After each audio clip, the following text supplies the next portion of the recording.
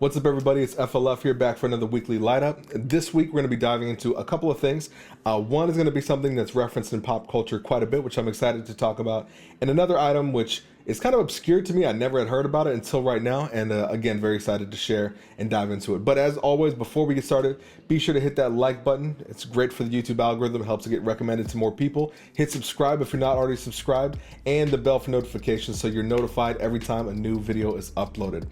Thanks again for your time, and let's dive in. So the first thing I want to dive into is actually kind of something that caught me by surprise. A friend of mine sent over this link that Vice News had done a documentary on, or like a short clip a documentary over the season they've been doing called Decade of Hate. And the topic was these neo-Nazi music festivals that are happening across the world, and how they exist, and they're making money and generating revenue, and the artists, the participants, everyone is a neo-Nazi. So think fascist, think racist, white supremacist, very out and open and public about this. And this ranges from a wide genre of music, from heavy metal to hardcore, and all the way down to what I thought was the most interesting one, rap music. Now, just to back up like a 10,000 foot view, this is a great little documentary that I watched by Vice News. I'll put the link in the description below. But I think what really stands out to me, first and foremost, is that these even exist, right? I grew up in Germany for a period of life, and I knew that neo-Nazis did exist, and people that wanted to have, you know, the pure white bloodline and the Aryan race be the dominant race in those countries. I knew those things existed, but according to this Vice News documentary, these things are actually growing, and this music is an outlet for them to actually go through. I think what's so crazy about this is that we don't really see a lot of this in the United States for the most part. You know, we see like Klan rallies and different things like that, but out in the open, music festivals, full blown, where they're actually using these as tools to recruit people, to connect with people, and to also be the soundtrack for agendas that are happening. In 2019 in Germany, an individual named Stefan Batillier, I believe that's his name, went out and actually committed homicide, killing 2 people on Yom Kippur, which is a holy Jewish day. And the reason that he did this was because he was a part of one of these fascist neo-Nazi groups, and he wanted to kind of proclaim that he was a part of this group. What kind of stands out to me about that, though, is the fact that he had this soundtrack to go along with it. He had music that he had curated specifically for this event that he was going to do, and he live streamed it as well, which is kind of crazy to think about. I think the biggest irony about that is he live streamed it to a rap song by someone called Mr. Bond. Now, I think the idea of neo-Nazi and hip-hop music are more honey and vinegar, total opposites, sweet and sour that you could possibly get. These are polar opposites of the spectrum and don't mix well at all, right? The idea that you are a neo-Nazi but are making rap music, which is rooted in black and Puerto Rican culture, it's just crazy to me to think that you could, I don't know, find a way to maneuver around that. But I guess it's not uncommon that white supremacists or neo-Nazis will usually hijack something, call it their own, and then push black culture out of it. You know, the same kind of thing happened as well with rock music. If you know the history of rock and roll was a black art form until white culture came in and kind of in so many ways adapted it, and some might say stole it. So to see this kind of happen in real time is a little bit mind-blowing, but it also reminds me of a lot of scriptures. I think the first thing that comes to mind is, out of the abundance of the heart, the mouth speaks. So when you have a culture that's kind of segmented in this way, where the music that they listen to, the people that they surround themselves with, they're embedded with this culture and embedded with these ideas, you're fostering this hatefulness that lives inside of your heart so powerfully that nothing else but negativity can spew out. My most awkward situations around racist people, or people who express racist undertones to kind of test the waters with me, is kind of like, you know, one of those things where out of the abundance of their heart, their mouth speaks, where they can't really control it. It'll kind of just come out. You know, the person that they are will usually just spill out. And in the same way that I think in my life, I hope and I pray as a Christian that what comes out of me is just Christ-like, or has a resemblance of being Christ-like. The exact opposite is true, where these people are so filled with hate, and their expression is so fueled by hate, that all they could do is produce hate. It was really kind of disappointing to see that these things still exist, but I think it's important that people are aware that they exist. Again, I don't think this is going to catch on anytime soon. I don't think we're going to see anything like that in the US. We might, who knows. Vice News said that they've been growing. I kind of have some questions about that. Not, not entirely sure if it's growing as much as maybe we think it is, especially with COVID kind of shutting down the world for that period of time. But it was just crazy to actually see that there is a conduit, even in hip hop, for white supremacist ideas and neo-Nazis.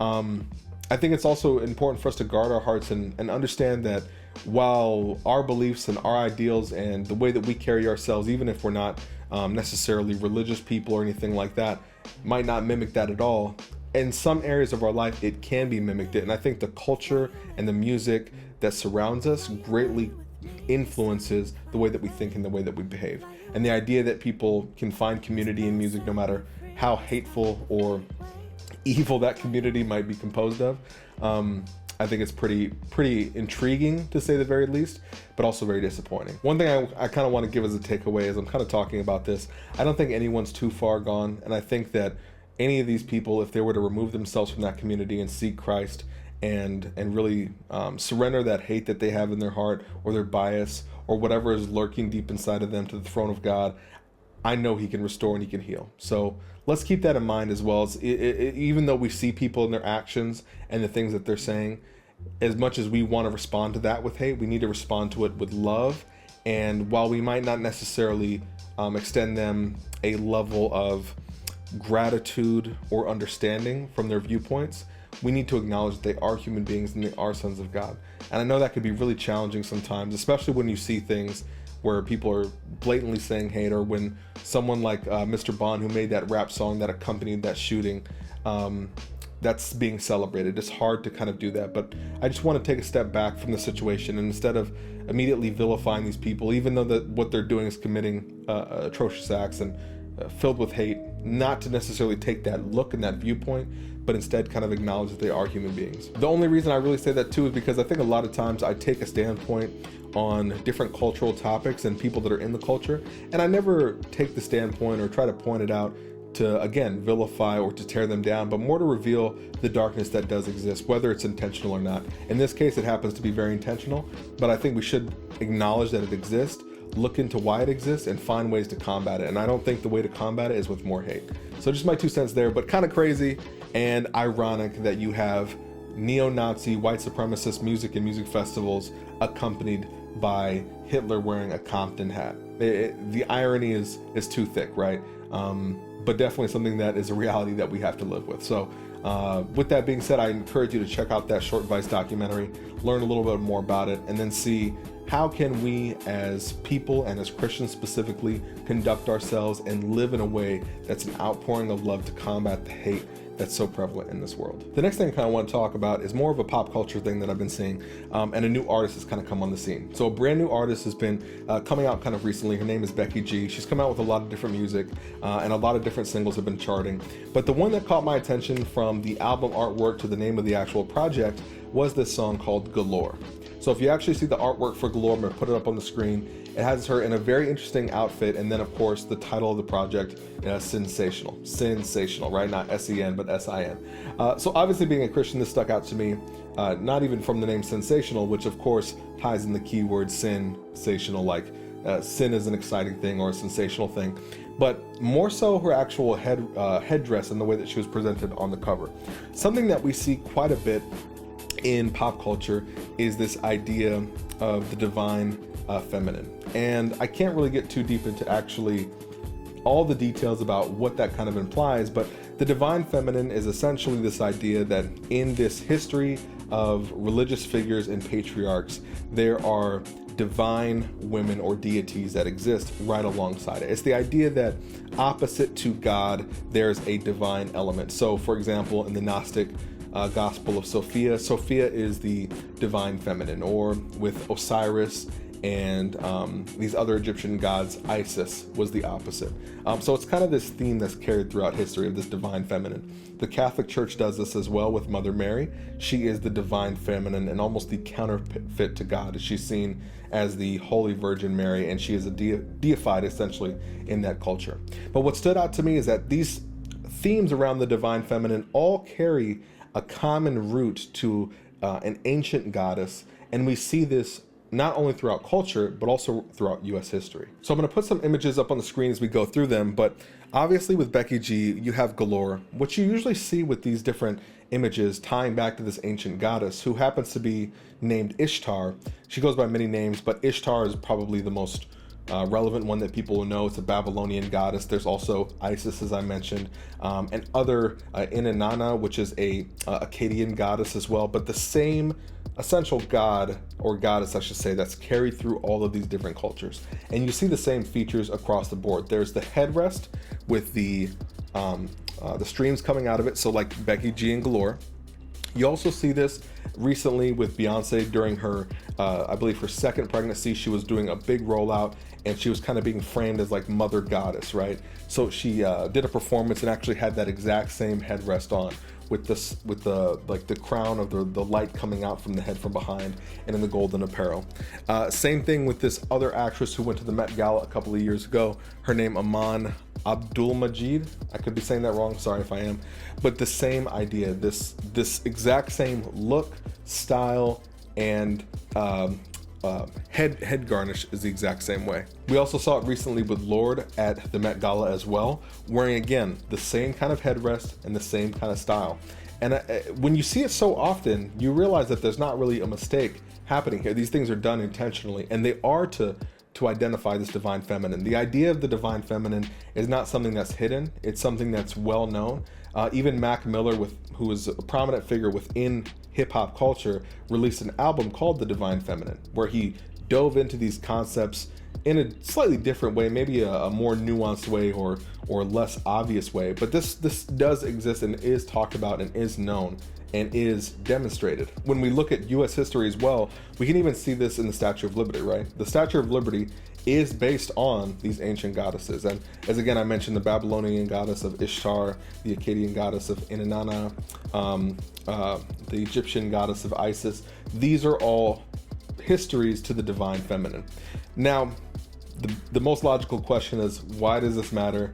Who cares? What's the point? The biggest reason that I acknowledge this or even bring this up, and people are going to call me somewhat of an extremist for even saying this to the extent that I'm going to be saying this, but when music is produced and images are presented, merchandise, artwork, things that you wear, things that you listen to, things that you consume, if you put it up on your wall with a poster, what you're engaging in so many ways is an act of worship. And you might slightly disagree with that, but I think we see exactly what worship is. And I've covered this in earlier videos as well, where worship is an engaged process, right? Worship is not just, oh, I'm bowing down to this stone figure or the stone idol, even though in the Catholic Church they do bow down to Mary, but it's not always this process of you kneeling at the foot of a physical idol.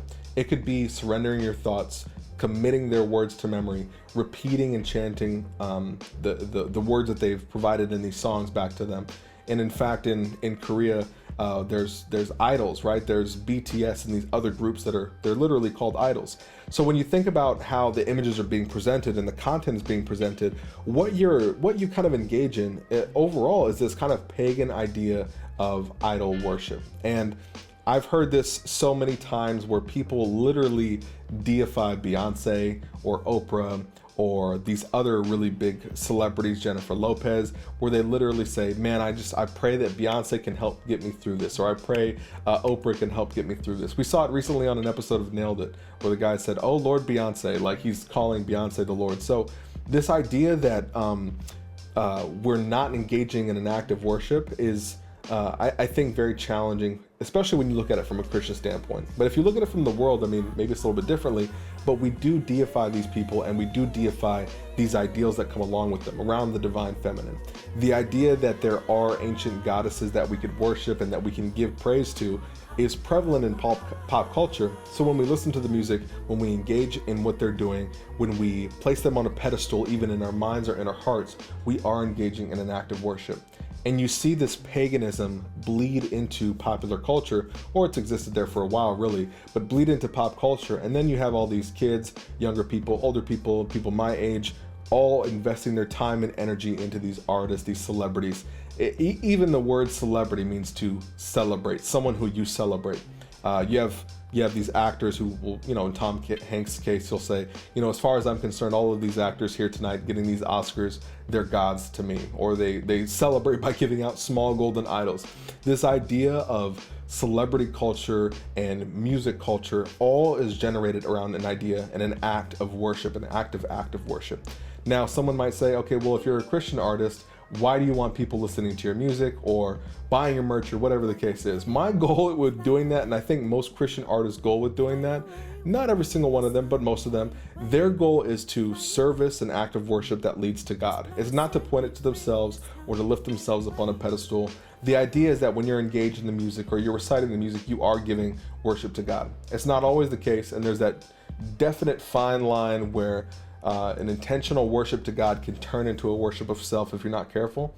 But when you see, again, this headrest repeated, when you see these same styles repeated again and again, it's worship. Kind of to piggyback off of this, not that it's a one-to-one relationship, but you also see kind of these new goddesses being formed over time. I think one example of that would be Marilyn Monroe. From the time that Marilyn Monroe came onto the scene and after she died, you could see that her death didn't really stop the myth or the legacy of Marilyn Monroe. And since her death, you see pretty much every single major celebrity who's a female that comes out adorn themselves in the liking of Marilyn Monroe with the blonde wig, the blonde short wig, the red lipstick, and they usually have a photo shoot or a music video or something where they present themselves as Marilyn Monroe. This is the exact same kind of thing where we deify a person and then live on that legacy so that that intellectual property, that corporate copyright never dies, and that deity essentially never dies. The spirit of Marilyn Monroe, if you will, continues on through these celebrities. So I think it's very, very clear that when we engage in certain activities around music or who we listen to or the art that we consume, it is an act of worship. And especially when they're weaved in with these pagan deities, we got to be very careful about who we listen to, why we listen to them, and what is the content.